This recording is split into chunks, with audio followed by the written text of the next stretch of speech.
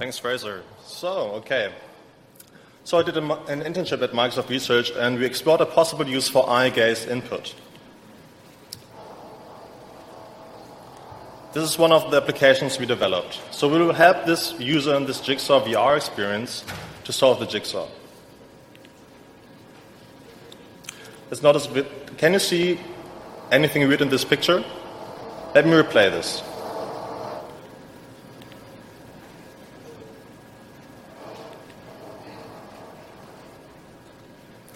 Anything off? So we just changed this puzzle piece so as to help the user solve the jigsaw, to make the jigsaw easier to solve. We do this with respect to the eye gaze input. So we only change stuff that is outside the foveal you see here. So for example, we change now the piece on the lower right. Yeah. So we do this a bunch of times, and we also apply other techniques such as visual masking. The cat is moving, for example, and we also pay respect to the user's internalized spatial relationship between the objects, which are the puzzle pieces here. So why are we doing this? The overarching question we want to answer is, how do we make users not notice something in VR? And I've given you one example, and throughout this talk I will give you a couple more. And the answer to this is Mise-Unseen, which is the creation arrangement of a set or scenery.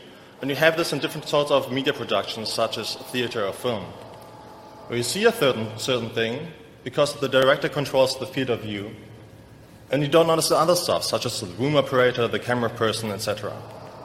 And this approach doesn't work with VR productions because the field of view is under user control. So we see this phenomenon here where in VR the field of view is increased, eventually even to the full 180 degrees of human vision, and with head tracking this is even more error we cannot control. So our idea is kind of simple. We just use eye gaze, eye tracking to secretly update content in VR. So we decrease the area we cannot control to the foveal vision of 5 degrees.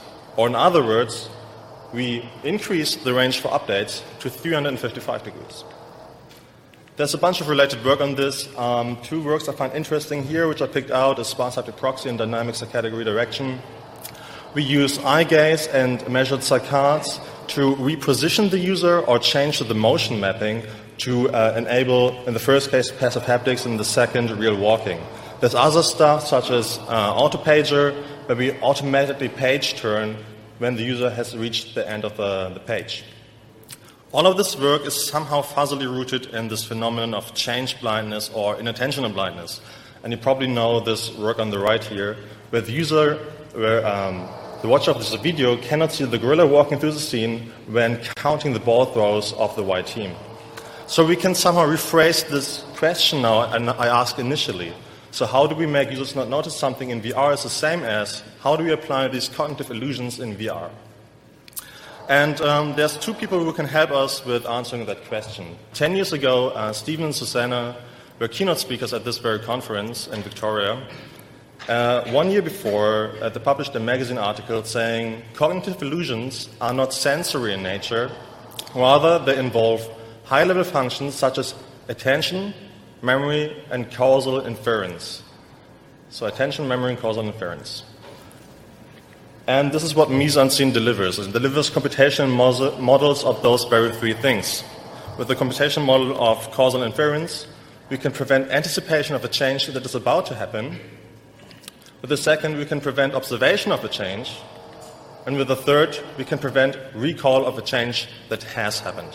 And we use gaze to process, gaze in different forms to form all of these layers to do exactly that. And I will give you 3 examples, like the forge and the gallery and the jigsaw you have seen earlier, which all use the different subsets of those layers. So let's look at the gallery and the model of current attention. This is kind of the naive approach you would initially do. So the user's looking at the modern art piece, painting on the right. We change the painting on the left also to modern art, so as to individualize the content.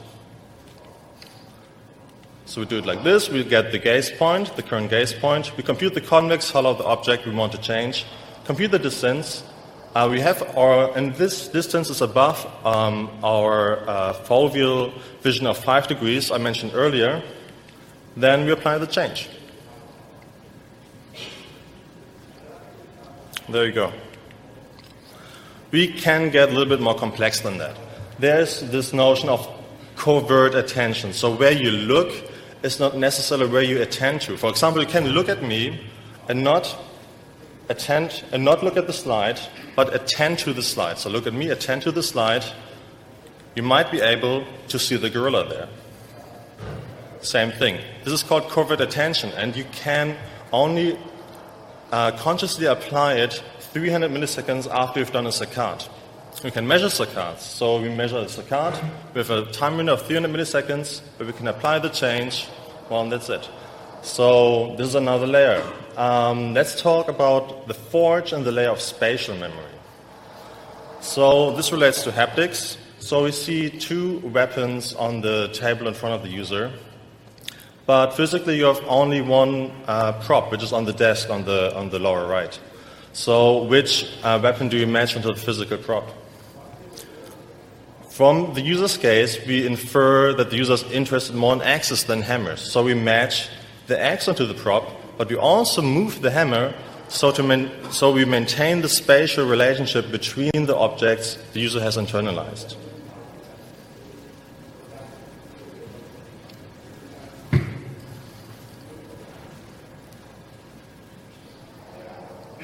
All right. So how do we do this? Similar to before, we compute the convex Holz of the objects, and we implemented a directed rated graph between those objects, and we have the physical prop. So now the user looks throughout the scene, and we adapt the rates depending on where the user looks. So if the user looks at the axe and then the hammer, we change the rate between them, etc. So now when we decide to move the axe, we move the hammer with respect to the rate between the hammer and the axe. Up.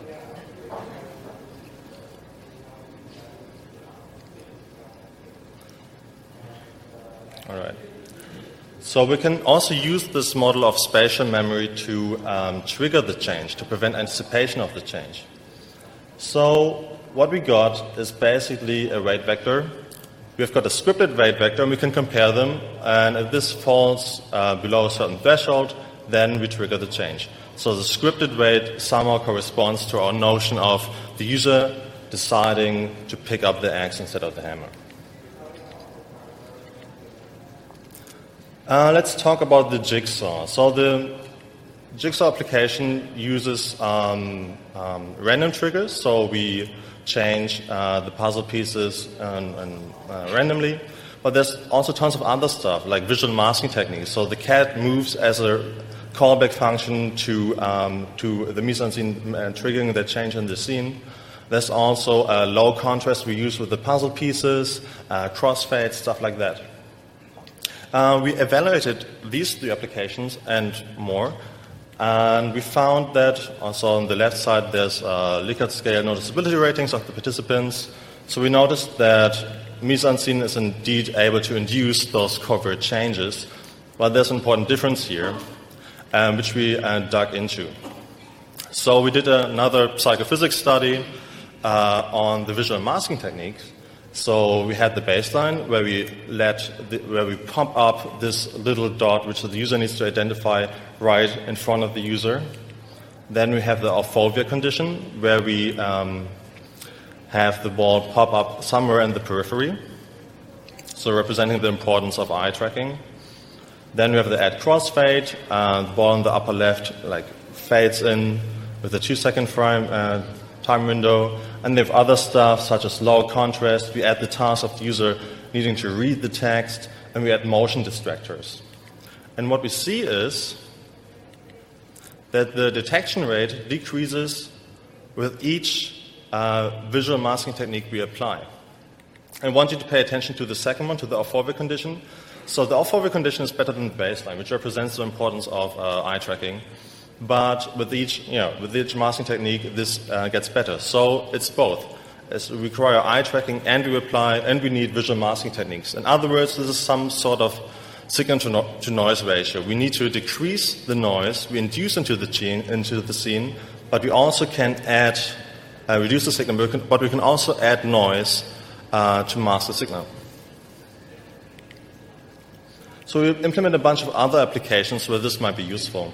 So on the upper right, for example, is our hacker riddle. The user needs to find the right code sequence here, but the user cannot guess it. When the user guesses the solution correctly, we change the hint the user needs to understand. So the user has figured out the hint on the lower left, which we can track through eye gaze tracking. Then we allow for the correct solution. On the upper left, there's a real walking scenario, which is similar to the passive haptics scenario. So whenever the user is not looking, we can accommodate for less walking space by changing here the weapon racks. There's other stuff. For example, on the lower left, we trigger this low fidelity explosion depending on user's gaze. So this relates to foveated rendering. On the lower right, this is our idea of virtual locomotion and teleportation, where we basically reduce the update rate in the periphery to 1 Hertz and keep the 60 or 90 Hertz in the middle to reduce motion sickness. So to sum up, we developed Mise-Unseen, which is a software system that induces covert changes into virtuality scenes by preventing anticipation, observation, and recall of a change. These models and masking techniques reduce noticeability of those covert changes to 0. We've shown you a bunch of different uses for those covert changes in virtual reality. This is basically an argument towards using eye tracking for hiding changes in virtual reality scenes. This work was supervised with Andy, who I want to thank, Christian, Mar, and Eyal. So that was Mise-Unseen. My name is Sebastian Marwecki. Thank you for your attention.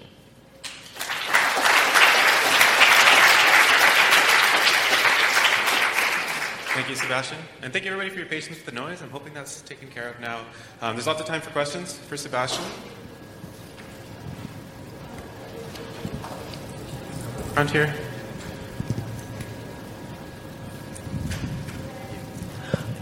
Very cool talk. Thank you very much.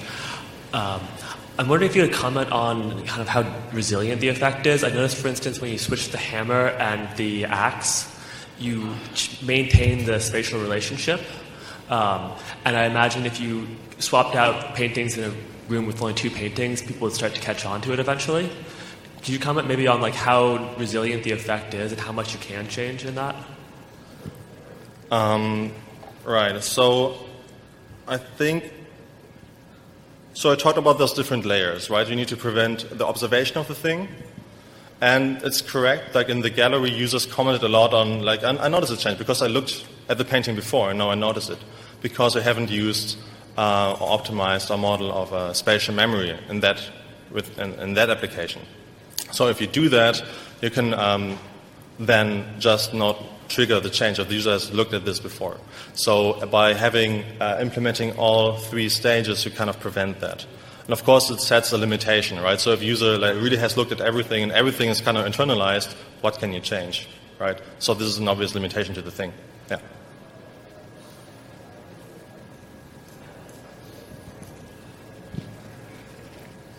Behrman, Arizona State University. This was a really cool talk, Sebastian. I'm very fascinated. This reminds me of redirected walking in ways. I was curious for the examples you've shown. It looks like you're fixed, or it's not looking. You're sitting down basically. You're not free form moving around physically in the virtual space. Is that correct? With the passive haptics example, or which one? With these scenes in particular. So as I look around, it's a matter of my orientation. I'm curious how my physical movement would affect this, as if whether or not you guys thought about. So we haven't factored this in. Of course, we can factor in a lot of other stuff, such as physical movement. We also can do, what I wanted to do is like include some video processing to have another model of visual saliency, to factor all this in and get a better model. True, we only focus specifically on eye tracking in this work. And so do you see this being capable of evolving into something that complements physical walking in virtual environments? Say that again? Do you see this system that you built being capable of complementing physical navigation in virtual spaces? Yeah, so one of the examples on the upper left is basically a sketch, right? But it's the same notion as the passive haptics example, where we accommodate or change the virtual world or the layout with respect to what the user has decided. And we can do that for passive haptics, right, with the scarcity of physical props. right? But we can also do that with the scarcity of physical walking space, right? The change is just bigger, and it's harder to implement because it covers more of your view. Yeah. Hi, Alberto Simeone from KU Leuven. So I was wondering, the people who noticed the effect, how did they react to the changes, if they did? Right. Every time you cheat, you break immersion, right? So if something is not believable, it's not good for the application. And I guess it's a probabilistic thing, same as the change blindness stuff. So in the user studies on change blindness from Daniel Simons from the 90s, had the same thing where like 20%, I don't know, I'm guessing here, of the participants still noticed the thing. And I'm unsure of what we can achieve here, if it's like 80% or 90 or 20. This is super application specific, but some people do notice, that's true, but this is what we want to prevent with this. Yeah. Still have time for questions? And we have more beads? If not, the other side is running a little bit behind, so I'll ask a prickly question that I'd never want to get asked. There's potentially ethical implications to this, where you're having people look at something and then they look away, and now it's not what they saw before. Have you thought about how this might be used for evil, or is it some other part where humans start to doubt themselves and what they've seen? Interesting. We could later brainstorm on that.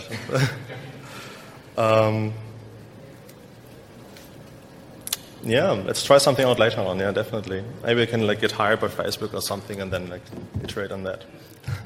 Thanks. All right, sounds good. So maybe we'll get the next speaker to start setting up. And everybody, thanks.